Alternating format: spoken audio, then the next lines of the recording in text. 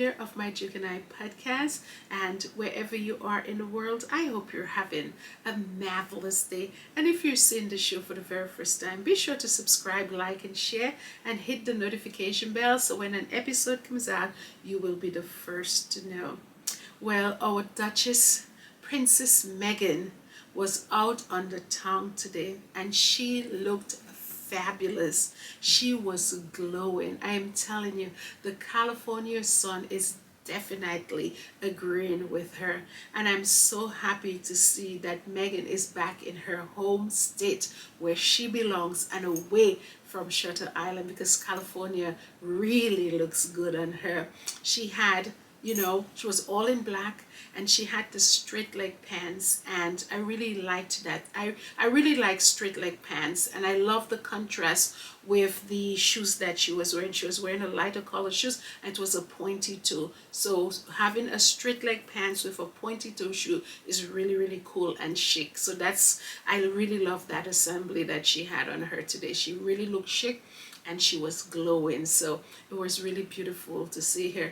And it was like an in your face to the UK media out there who thinks that Meghan is in hiding. She's not in hiding. She's going about her business, and the thing about it is that they don't know what she is doing because she's not in the United Kingdom. She may be going about her business every day. She may be doing Archie's run every day to school, and it's just that they don't know. They're not seeing her. Her business is not out there. And this is what I love about the Montecito Royals. Whatever happens in Montecito, at the Montecito Royal Mansion, stays there. And this is what I was always wishing for Harry and Meghan, is that their business would be kept in their household and it would not be plastered over all the different papers in the United Kingdom. And so, as I said, it was wonderful to see her. Now, secondly, the British press for the last couple of days has been in a frenzy. Now, Harry and Meghan mentioned that Princess Lilibet Diana was christened on March 3rd, and they went into a frenzy when they heard the word princess. I didn't even notice princess attached to the statement. I just looked at it as, oh, Lilibet was christened, and her godfather Tyler Perry was in attendance, and I didn't even look at the word princess, and they picked up on it.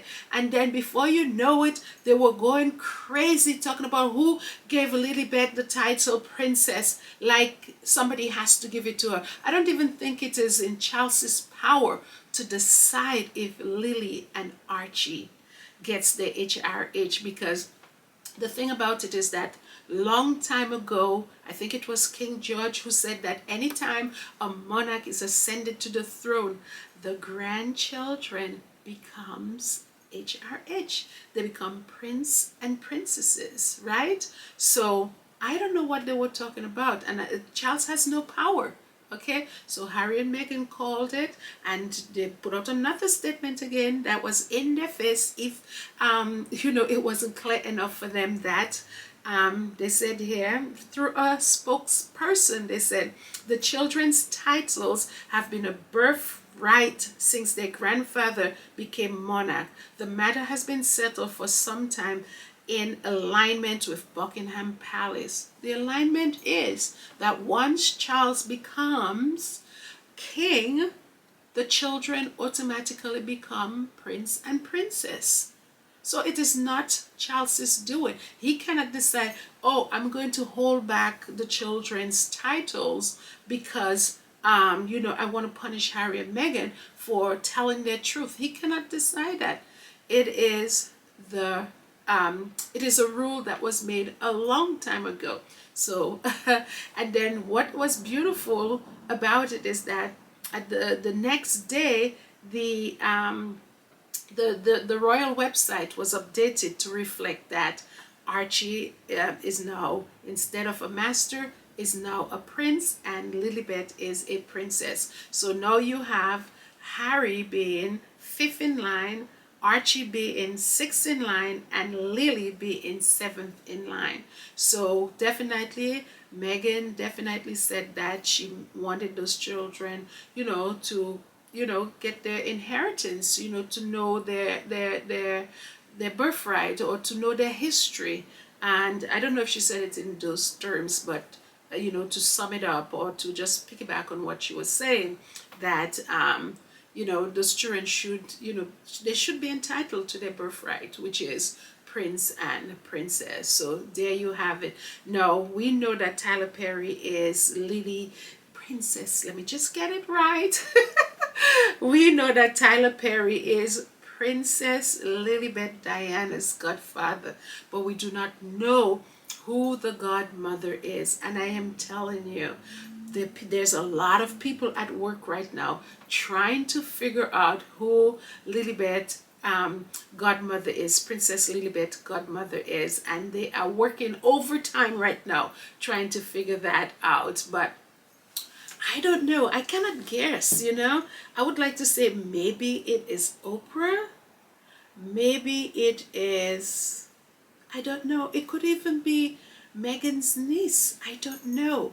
I have no idea. I'm not going to try to guess. Whenever they're ready to tell us and reveal it, we will know.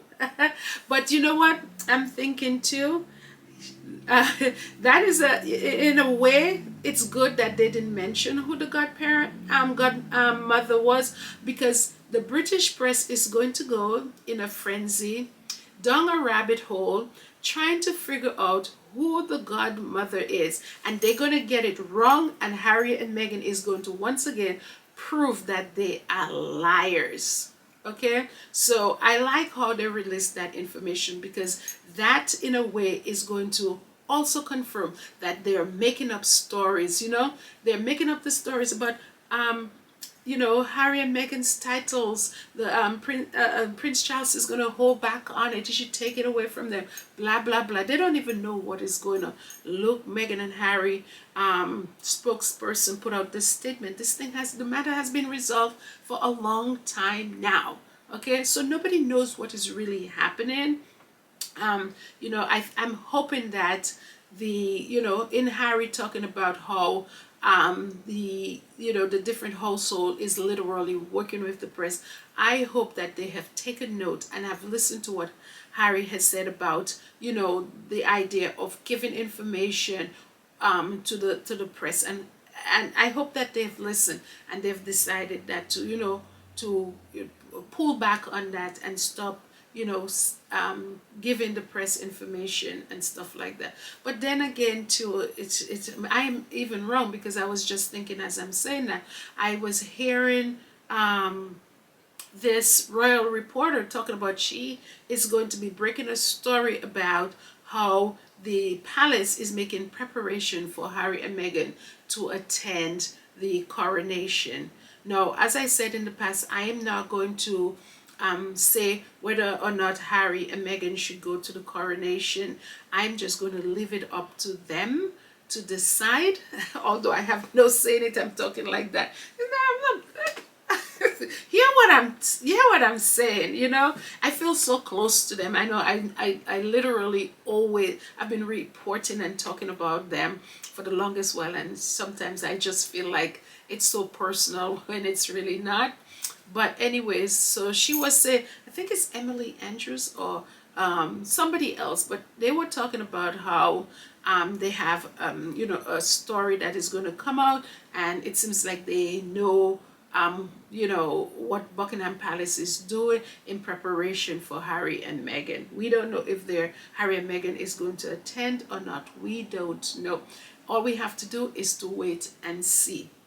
Now, in other news too, Harry's lawyer is going to be very busy in the near future, because there are so many cases that are coming up. Harry has that libel suit on March 17th against the Daily Mail. That libel suit when they lied about Harry with his his security with the Met Police. So that is coming up on March 17th, and I hope the Met Police eventually in the future, when Harry's case come up with them, that they do what is right, because given that Lily and Archie now have their HRH title, I hope that the security that I hope that Harry wins his case, also transfers to Lily and Archie when they are in the United Kingdom as well. So I think it's very important that Harry wins this case, so that the security that he would get would transfer, because I don't know what is wrong with these people.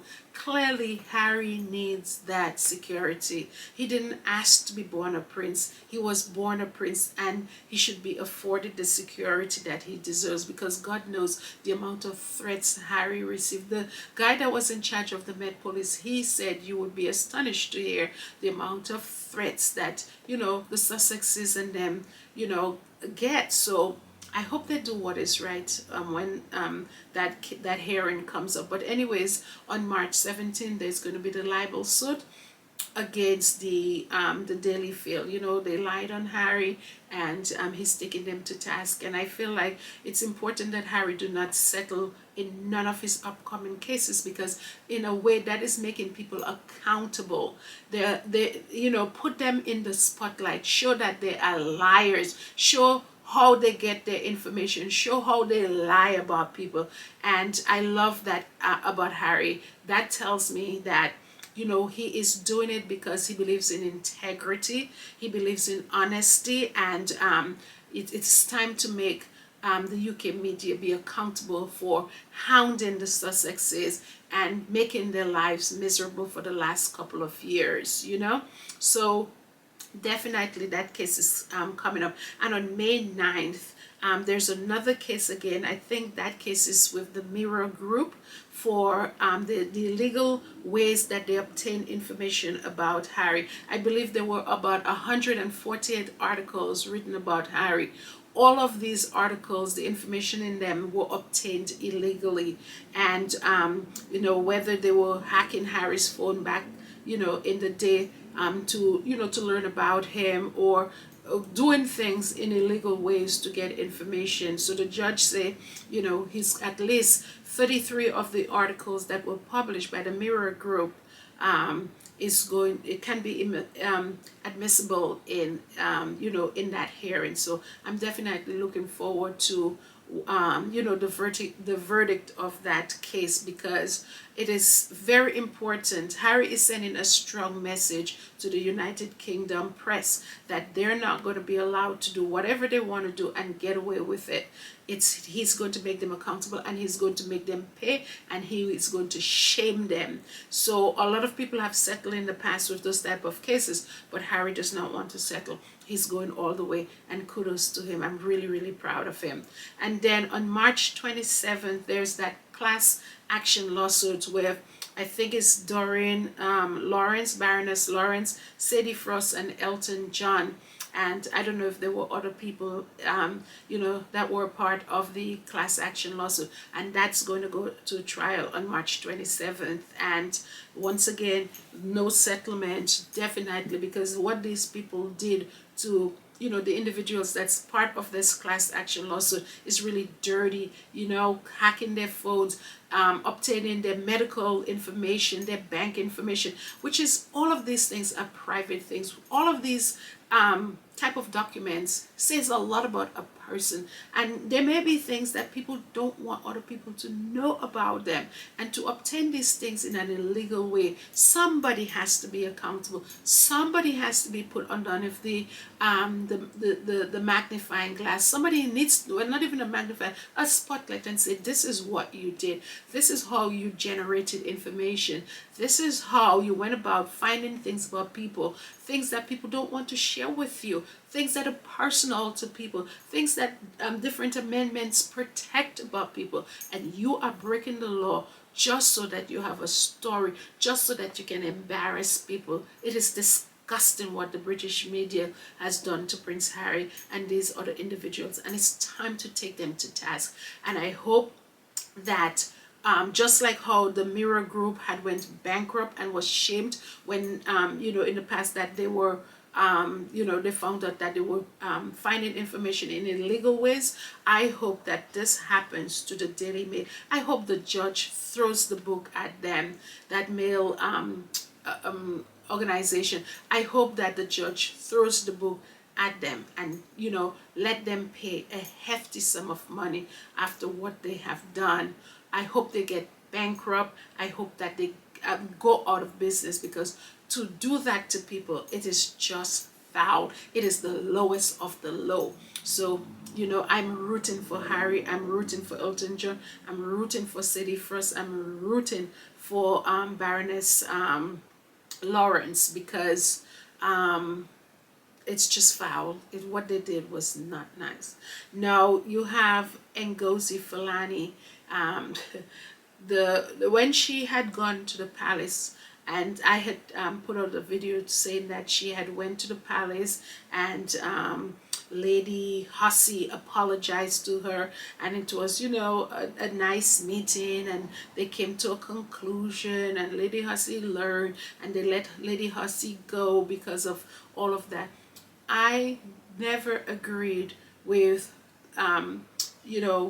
Fulani going to the palace, because all they wanted to do is to make the story go away, because they took too long to acknowledge what had happened to Fulani. And now that they got her where they wanted her, to put out that statement saying that all is well, they didn't even self-check in on her. They didn't even say, well, okay, let's just make sure that she's okay. The story has cooled down, it has died down, and everything, the embarrassment is now gone for them. Let's just make sure that everything is well with her. Meanwhile, Ngozi has always, since the story broke, she has been getting death threats. She has been, it's just hasn't been a pleasant time for her. So she stepped down from sister space, and she said that the palace wasn't supportive of her. So a lot of people said that she should have not accepted it. She should have made them beg and plead, and she demanded a little more from them, because all they wanted to do is to make the story go away, and they did not treat her very well in the beginning. They took too long to find out what was going on with Ngozi, and to apologize, and to have that meeting. And it was only after they received the blowback and the pressure, that's the reason why they hastened it. And now Fulani's life has she went on back to her everyday life, and the life that she knew she had is no longer the same. So there you have it. And yes, so let's see what happens to all of that. And I wish her the best, but a lot of people did not agree with her going to the palace and making nice with the palace like that. And she said she's lost a lot of money, because they have to provide security. How you're taking in women that you have to protect, and yet have to provide security for the organization itself, all because Lady Hussey I didn't just did something that was inappropriate, and here Fulani's brought it out in the public, and instead of they saying we're sorry that happened to you, they beat up on her for it, and now she has to step down from an organization that she founded. That's anytime the palace. All I know that this monarchy did not exist for 1,000 years because they were good people. They've been ruthless people. They will act nice with you, but they will throw you under the bus at the end of the day, and that is how they are. And you could see now, with all of the mean things that they have done over the years, and the ruthlessness of that monarchy. Look at that. Everywhere Charles goes, he's getting booed. The other day he was wherever he was, and literally being booed, and there was placards saying "not my king" and what have you. So at the end of the day, they're gonna get what is coming to them. and they're worried about Harry and Meghan being, a problem to them. But Harry and Meghan is not their problem. They have bigger problems than Harry and Meghan. So, anyways, that's all for now. Bye.